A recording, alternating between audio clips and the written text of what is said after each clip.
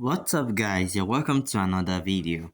Alright, let me show you why a lot of people usually get 6 as an answer for this question.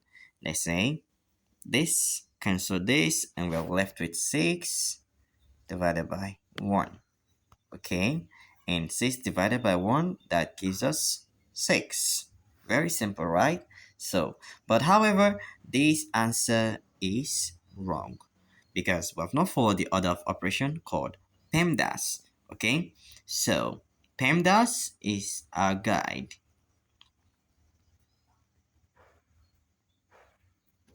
Alright, so P stands for parentheses, E for exponent.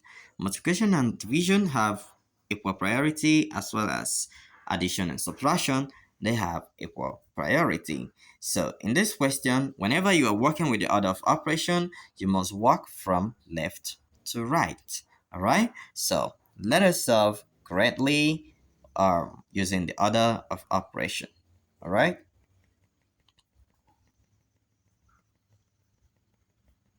Yeah, so the first step would be to work from left to right. Okay, and so we have 6 divided by 1 over 6, and this is the same as 6 over 1 divided by 1 over 6 times 6 over 1.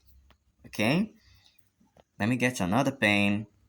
Now we have, working with this one again, 6 over 1 divided by 1 over 6 gives us same thing as 6 over 1 times 6 over 1 times 6 over 1.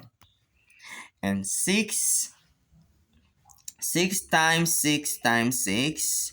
Okay, so we have 6 times 6 times 6, that gives us 216.